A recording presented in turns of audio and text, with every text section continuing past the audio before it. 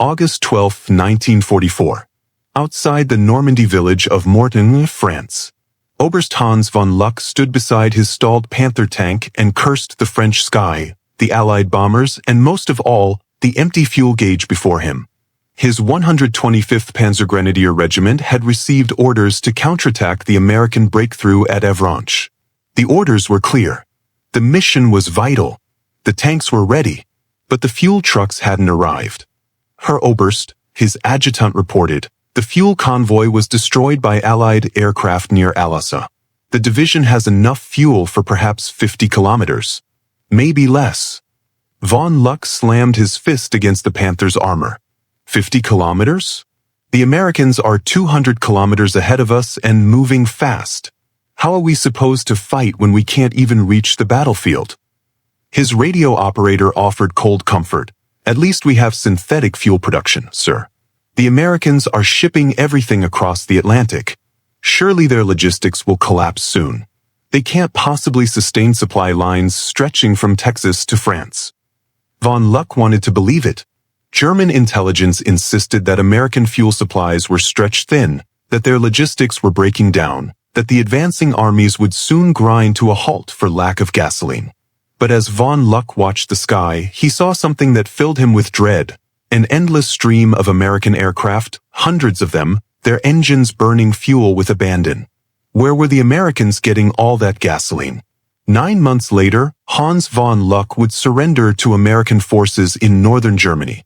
His final Panther tank sat abandoned not due to combat damage, but because there was no fuel. Not a drop. The synthetic fuel plants lay in ruins. The fuel depots were empty. The mighty Panzerwaffe had been immobilized not by American guns, but by American oil. Or rather, by the absence of German oil and the abundance of American oil. This is the story of how Texas oilmen defeated the Wehrmacht. How derricks in Oklahoma crushed panzer divisions. How the Red Ball Express outran the Blitzkrieg. How pipelines laid across the English Channel proved mightier than the Atlantic Wall. This is the story of how the war was won not on battlefields, but in oil fields. Not by generals, but by roughnecks. Not through tactics, but through logistics. The fuel that never was. Adolf Hitler understood oil. Perhaps better than he understood anything else about modern war. In 1934, a decade before D-Day, Hitler summoned chemist Friedrich Bergius to the Reich Chancellery. Bergius had won the Nobel Prize for developing synthetic fuel production, turning coal into gasoline through complex chemical processes. Herr Bergius, Hitler said, tracing his finger across a map of Germany, we have no oil fields.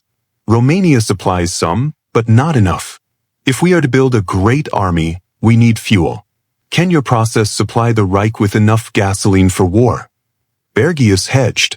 Mein Führer, synthetic fuel production is expensive and inefficient. It requires enormous amounts of coal, water, and electricity. For the cost of one synthetic fuel plant, you could buy oil from abroad for years. Hitler's eyes hardened. We cannot depend on foreigners for our lifeblood. Build the plants. Cost doesn't matter. And so Germany embarked on the most ambitious synthetic fuel program in history. By 1944, massive plants at Luna, Palitz, Blechhammer, and Brucks were producing approximately 124,000 barrels of synthetic fuel per day, about 90% of Germany's aviation fuel and 50% of its total petroleum needs. It was an impressive achievement. It was also catastrophically insufficient. German forces consumed approximately 300,000 barrels of fuel per day during active operations. Synthetic production plus imports from Romania provided perhaps 200,000 barrels daily. The shortfall, 100,000 barrels per day, came from stockpiles that steadily dwindled. General Feldmarschall Gerd von Rundstedt, Commander-in-Chief West, understood the mathematics of doom. In May 1944, 1 month before D-Day, he sent a stark memo to the High Command. The fuel situation is critical. Our panzer divisions have enough fuel for one major operation, perhaps two if we are fortunate. After that, we are immobile. The enemy, by contrast, appears to have unlimited fuel supplies. This disparity will determine the outcome of the coming battle. Hitler dismissed the concerns. Our synthetic fuel production is secure. The Americans are shipping fuel across an ocean infested with U-boats. Their logistics will collapse. Ours will sustain us. It was a fantasy. But like so many Nazi fantasies, it was believed until reality made belief impossible. Meanwhile, 5,000 miles away in Texas, a very different conversation was taking place. Black gold and the arsenal of democracy. On December 8, 1941, one day after Pearl Harbor, Secretary of the Interior Harold Ickes called an emergency meeting in Washington. Attending were representatives from Standard Oil, Gulf Oil, Texaco, Shell, and a dozen other petroleum companies. "Gentlemen," Ickes said without preamble, "we're at war. The Army and Navy will need fuel. Lots of it. How much can you produce?" The oilmen looked at each other. Finally, J. Howard Pugh of Sun Oil spoke. "Mr. Secretary, how much do you need?" "I don't know yet," Ickes admitted. "But I know it's more than we're producing now. Maybe twice as much. Maybe 3 times. Pugh smiled. "Then we'll produce 3 times as much." It wasn't bravado. It was fact. In 1941, the United States produced 1.4 billion barrels of oil per year, 63% of world production. Texas alone produced more oil than Germany, Japan, and Italy combined. Oklahoma, California, and Louisiana added even more. The infrastructure was already in place. Thousands of producing wells, hundreds of refineries, tens of thousands of miles of pipeline. American oil production didn't need to be built from scratch like German synthetic fuel plants. It just needed to be expanded. And expanded it was. By 1945, U.S. oil production reached 1.7 billion barrels per year. New wells were drilled in Texas, Oklahoma, California. Refineries operated 24 hours a day. Pipelines were laid at record speed to move crude from fields to refineries and refined products to ports. But production was only half the challenge. The fuel had to reach Europe. In 1942, German U-boats were sinking tankers faster than America could build them. The Atlantic became a graveyard for fuel shipments.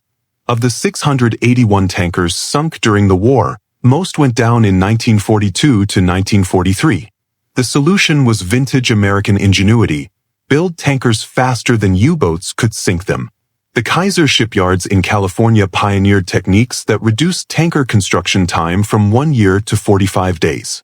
Welding replaced riveting. Prefabrication replaced custom construction. Assembly line methods replaced traditional shipbuilding. Henry J. Kaiser, the same industrialist who revolutionized tank production, turned shipbuilding into mass production. His yards launched tankers so fast that German intelligence refused to believe the numbers. The Americans claimed to build ships in weeks. One German naval intelligence report scoffed. Impossible. They are inflating figures for propaganda. They weren't. By 1943, American shipyards were launching 3 ships per day. The U-boats couldn't keep up.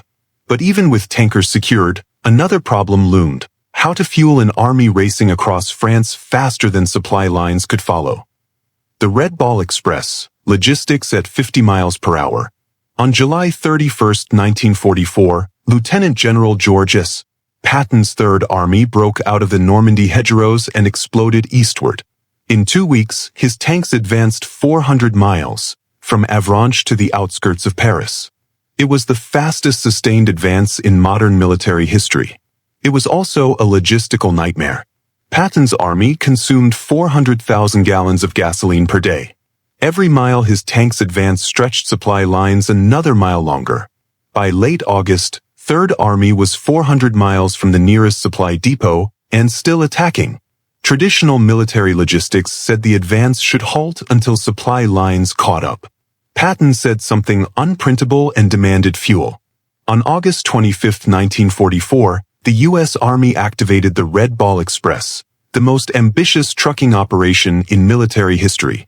The concept was simple: dedicate roads exclusively to supply trucks running in a continuous loop from Normandy ports to forward supply dumps. No civilian traffic. No military traffic except supply trucks.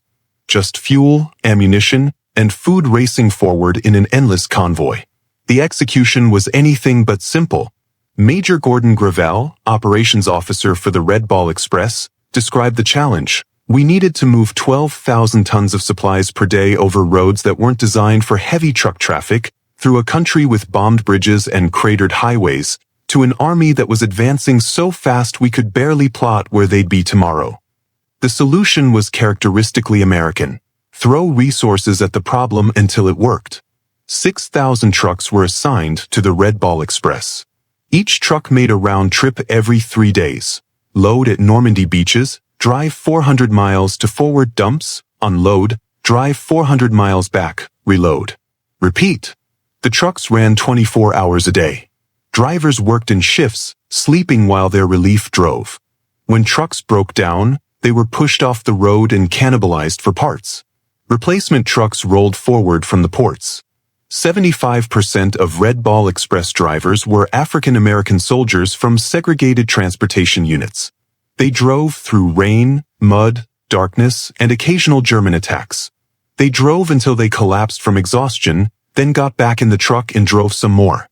We knew the whole advance depended on us, recalled Corporal Charles Stevenson of the 3,898th Quartermaster Truck Company. Every gallon of gas we delivered meant Patton's tanks could advance another mile. We weren't combat soldiers, but we were winning the war one truckload at a time.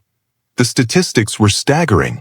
Peak daily runs, 900 truck trips fuel delivered, 300,000 gallons per day minimum, often exceeding 500,000 gallons total tonnage. August NOV 1944 412,193 tons total vehicle miles. 96 million miles accident rate, surprisingly low despite exhaustion and speed.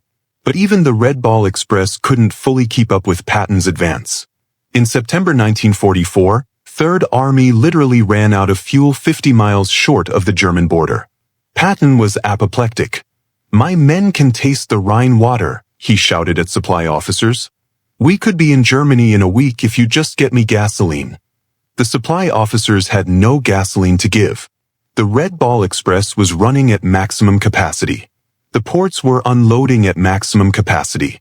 The tankers were arriving as fast as possible. The problem wasn't effort. It was physics. Trucks could only move so much fuel so fast. The Americans needed a better solution. They found it in one of the war's most audacious engineering projects. PLUTO, the pipeline under the ocean. In August 1944, while the Red Ball Express raced across France, British and American engineers were completing a project that seemed like science fiction, a fuel pipeline running beneath the English Channel. Operation PLUTO, Pipeline Under the Ocean, was conceived in 1942 when planners realized that post-invasion fuel demands would exceed what tankers and trucks could deliver. The solution: pump fuel directly from England to France through underwater pipelines. The engineering challenges were immense.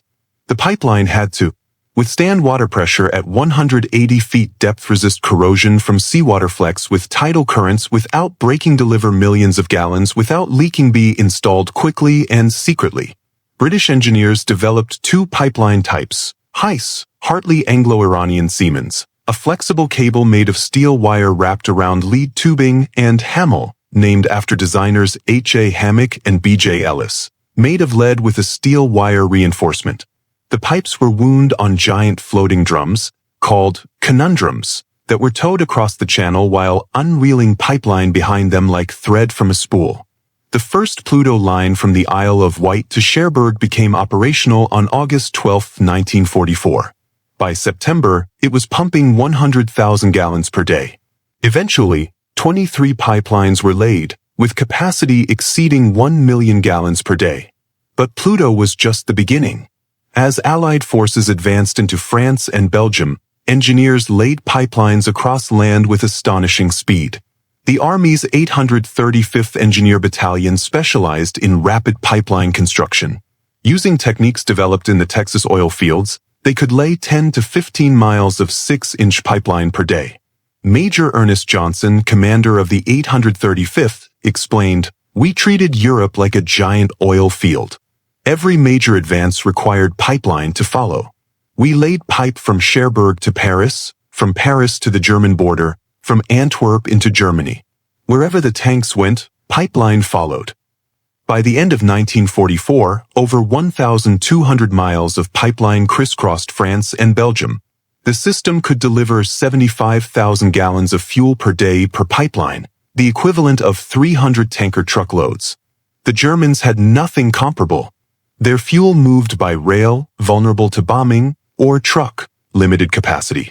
As Allied bombers systematically destroyed German refineries and rail networks, fuel distribution collapsed even when fuel existed. The starvation, German armor immobilized. While American engineers laid pipeline, German panzer commanders watched their fuel gauges drop to empty and stayed there. September 1944. The 2nd Panzer Division sat immobilized near Metz with 120 operational tanks and enough fuel for approximately 30 kilometers of movement. Orders arrived to counterattack American forces crossing the Moselle River, 100 kilometers away. Division Commander General Major Meinrad von Lauchert radioed back. Cannot comply. Insufficient fuel. The response, fuel shipment en route. Attack tomorrow. The fuel shipment never arrived. Allied aircraft had destroyed it 50 kilometers behind the lines. For 3 weeks, the 2nd Panzer Division, one of the Wehrmacht's finest formations, sat idle while American forces advanced unopposed. Not because they lacked tanks. Not because they lacked will. Because they lacked gasoline. This scene repeated across the Western Front throughout late 1944 and early 1945. October 1944. The 9th Panzer Division near Arnhem had 60 operational tanks, but no fuel to engage British forces withdrawing from Market Garden. A perfect opportunity for counterattack wasted because tanks couldn't move. November 1944, the 116th Panzer Division received orders to move from the Aachen sector to the Ardennes for Hitler's winter offensive. The 90-kilometer journey took 11 days because the division had to wait for fuel deliveries in small batches. December 1944. During the Battle of the Bulge itself, Germany's last major offensive, panzer divisions ran out of fuel within days. The 2nd Panzer Division reached Celles, just 5 kilometers from the Meuse River, then stopped. Empty tanks. No fuel. Surrounded and destroyed. Oberst Meinrad von Lauchert, now commanding Panzer Lehr Division in the Bulge, wrote in his war diary, "We have reached our objectives. The Americans are in retreat. The Meuse bridges are within sight.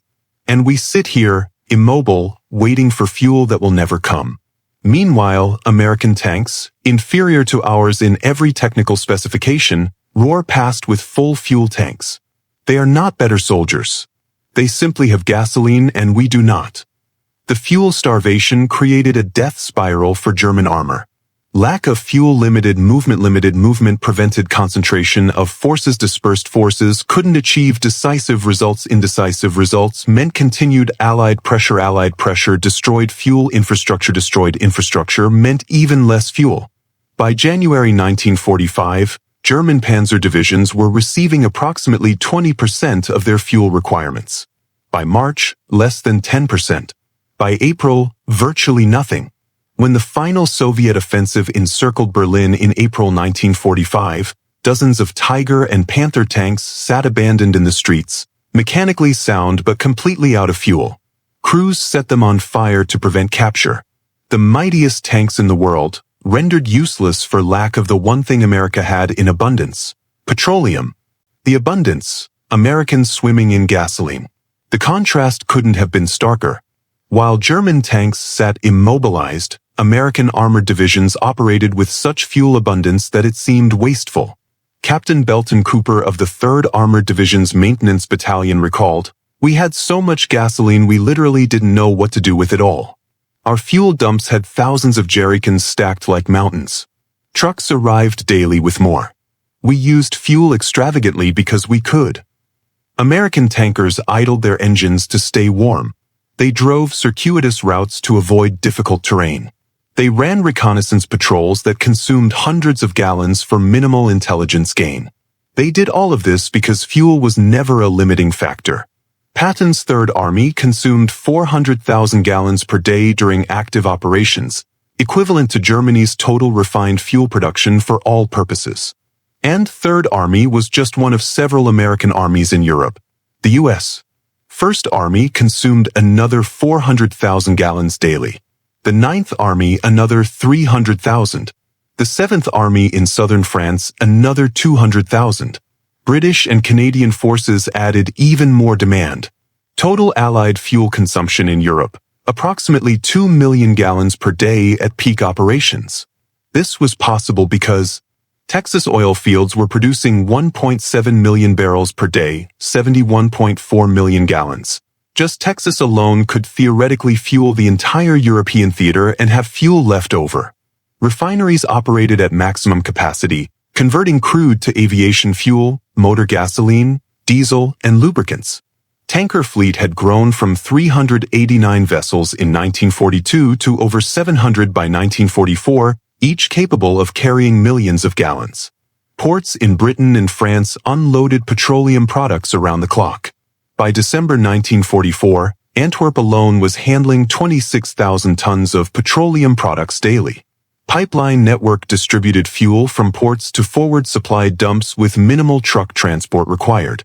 Stockpiles at forward dumps ensured that even temporary supply disruptions didn't halt operations. The system was so efficient that the limiting factor for American operations was never fuel, but ammunition, food, or replacements, and even those were usually available in abundance. Sergeant Joe Lopez of the 4th Armored Division described the surreal abundance. We'd pull into a village and there'd be a fuel dump with enough gas to run every car in America for a week. Just sitting there, guarded by a couple of GIs and a fence. Meanwhile, we heard the Germans were siphoning fuel from knocked-out tanks because they had nothing left. The psychological impact was profound. American soldiers knew their advance would never be halted by lack of supplies. German soldiers knew their resistance would eventually be strangled by empty fuel tanks. It was a self-fulfilling prophecy. American confidence bred aggressive operations that consumed enormous fuel but achieved rapid results. German despair bred cautious operations that conserved fuel but achieved nothing. The breaking point, the Bulge runs dry. Hitler's plan for the Ardennes offensive, Operation Wacht am Rhein, was audacious, sophisticated, and predicated on a fantasy that German forces could capture American fuel dumps to sustain their advance. On December 16, 1944, 3 German armies crashed into American lines with approximately 1,400 tanks and assault guns. The operation required reaching the Meuse River, 80 kilometers, crossing it, and advancing to Antwerp, another 100 kilometers, a total of 180 kilometers. German quartermasters calculated fuel requirements. Each panzer division needed approximately 100,000 gallons to reach the Meuse, another 100,000 to reach Antwerp. Total requirement, 5 to 6 million gallons for the entire operation. Germany's fuel stockpiles and production could provide approximately 2 million gallons, enough to reach the Meuse with nothing left for the advance to Antwerp. The plan assumed capturing American fuel dumps would provide the rest. It was a plan built on hope, not logistics. The offensive began brilliantly. Within 48 hours, German forces had penetrated 40 kilometers into American lines. Joachim Paper's battle group of the 1st SS Panzer Division reached Stavelot, where intelligence indicated a massive American fuel dump, enough gasoline to fuel the entire German offensive. Paper's lead tanks were 3 kilometers from the dump when American engineers set it on fire. 2.5 million gallons of gasoline, more than Germany's entire monthly production, went up in flames. We could see the smoke from kilometers away, SS Obersturmbannführer Paper later testified. That was the moment I knew the offensive had failed. We were literally watching our hopes burn. Without captured fuel, the German advance ground to a halt within a week. The 2nd Panzer Division reached Celles on December 24th with empty tanks. Surrounded by American forces and unable to move, the division was annihilated. The Panzerlehr Division stalled near Bastogne. Out of fuel. Immobile. Destroyed.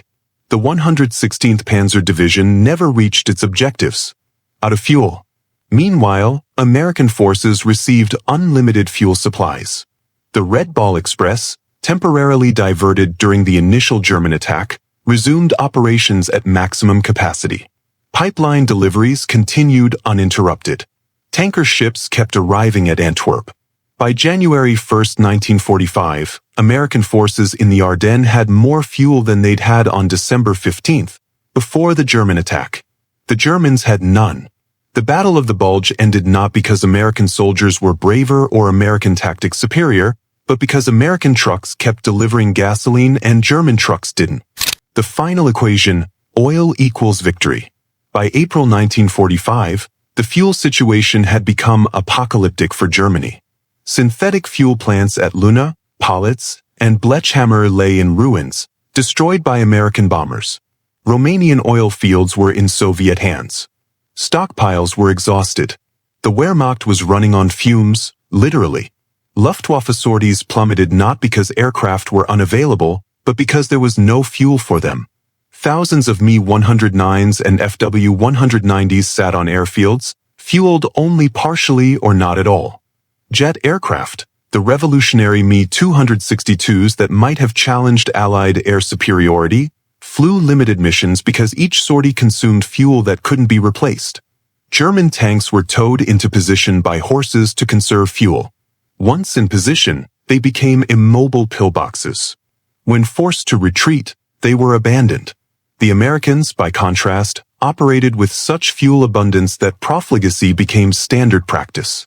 General William H. Simpson's Ninth Army crossed the Rhine with 300,000 gallons of fuel stockpiled per division, enough for 10 days of intensive operations. When operations concluded in 5 days, the excess fuel was simply stockpiled for the next advance. Allied aircraft flew thousands of sorties daily. Fighters escorted bombers, conducted ground attack missions, flew reconnaissance, and returned for more, all without fuel being a limiting factor. The statistical comparison in April 1945 was almost obscene. German fuel availability, approximately 10,000 barrels per day total, mostly for critical operations. Allied fuel consumption in Europe, approximately 450,000 barrels per day. Ratio, 45-1 in favor of the Allies. Albert Speer, Hitler's Minister of Armaments, later wrote, "By the spring of 1945, we had tanks without fuel, planes without fuel, and trucks without fuel. We had soldiers willing to fight and commanders willing to lead, but we had no means to move them. The Americans had unlimited fuel and therefore unlimited mobility. Mobility is life in modern war. We were paralyzed. They were everywhere." When Germany surrendered on May 8, 1945, American forces discovered thousands of German vehicles, tanks, trucks, aircraft, abandoned intact for lack of fuel. The Luftwaffe had approximately 5,000 aircraft at surrender, most grounded permanently by fuel shortages. The Wehrmacht's final collapse wasn't primarily due to lack of manpower, equipment, or even will to fight. It was due to lack of fuel. The Texas Oilmen had WWII. The lessons written in crude. The fuel war of 1941 to 1945 taught lessons that militaries study to this day. Lesson 1. Logistics determines strategy. Hitler's grand strategic visions, holding all of Europe, counterattacking in the Ardennes, defending Germany to the last, were logistically impossible.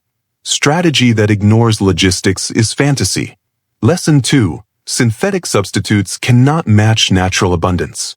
German synthetic fuel was an engineering marvel, but it cost 10 times what natural petroleum cost, required vast resources to produce, and was vulnerable to strategic bombing. America's natural oil fields were invulnerable and inexhaustible. Lesson 3. Resource control is as important as tactical skill. German tank crews were arguably more experienced and tactically proficient than American crews. But tactical skill means nothing if your tank can't move. Lesson 4. Industrial capacity beats military capability. Germany built better tanks, better aircraft, and better guns. America built more tanks, more aircraft, more guns, and had fuel to run them all indefinitely. Lesson 5. Supply lines are as important as front lines. The Red Ball Express, PLUTO, and the pipeline network were as vital to victory as Patton's tanks or Eisenhower's strategy.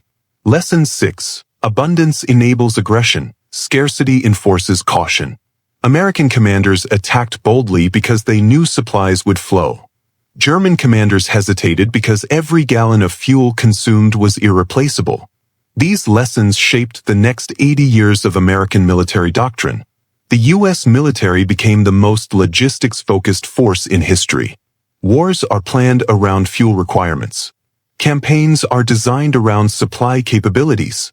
Tactical audacity is enabled by logistical abundance. The Gulf War of 1991 saw American forces consume 1.3 million gallons of fuel per day, almost as much as the entire European theater in 1945. The logistics tail supporting combat operations was even larger than in World War II. The lesson learned in 1944 to 45 became doctrine. Win the logistics war and the shooting war takes care of itself. When the last shot was fired in Europe on May 8, 1945, the oil that fueled victory didn't stop flowing. It pivoted immediately to peacetime purposes. The pipelines built to supply armies now supplied reconstruction. The tankers that crossed the Atlantic with gasoline now carried fuel for European recovery. The Texas oil fields that had powered the arsenal of democracy now powered the economic boom. The roughnecks who had drilled wells in West Texas, the refinery workers who had processed crude in Louisiana, the pipeline engineers who had laid PLUTO across the channel, the truck drivers who had run the Red Ball Express. They had won the war as surely as any infantryman or tank commander. They proved that modern war is won in factories and oil fields as much as on battlefields. That strategic resources matter more than tactical brilliance. That abundance defeats scarcity no matter how heroic the defenders. The Germans fought with skill, courage, and sophisticated equipment. But they fought on empty tanks. The Americans fought with adequate equipment, improving skill, and unlimited fuel. And they simply never stopped moving. Hitler had mocked American dependence on Jewish capitalist oil cartels. He predicted that American logistics would collapse under the strain of supplying armies across an ocean. He built synthetic fuel plants to make Germany independent of foreign oil. He was wrong on every count. The Jewish capitalist oil cartels, which were actually Texas oilmen, Oklahoma roughnecks, and California engineers, produced so much oil that the Allied forces never even approached shortage. American logistics didn't collapse. They became the most efficient in history. German synthetic fuel plants, for all their sophistication, couldn't produce enough to keep a single panzer army supplied. The contrast between capitalist abundance and fascist scarcity couldn't have been clearer. Democracy fueled by oil defeated dictatorship running on synthetic substitutes. In the end, the Wehrmacht wasn't defeated by superior American tanks or tactics. It was strangled by empty fuel tanks while American tanks, inferior in almost every technical specification, rolled forward on an ocean of Texas crude. The mockery of German commanders, that American logistics would fail, that dependence on distant oil fields was a fatal weakness, echoed hollow in May 1945 when those same commanders surrendered beside tanks that had plenty of ammunition but not a drop of fuel. The war was won by many factors: American production, Soviet manpower, British determination, Allied intelligence. But underneath all of it, lubricating the entire war machine, was oil. American oil. Texas oil. Oklahoma oil. California oil. The black gold that the United States had in abundance and Germany desperately lacked. In the calculus of modern war, oil didn't just matter. Oil was everything. And America had all the oil the world could need.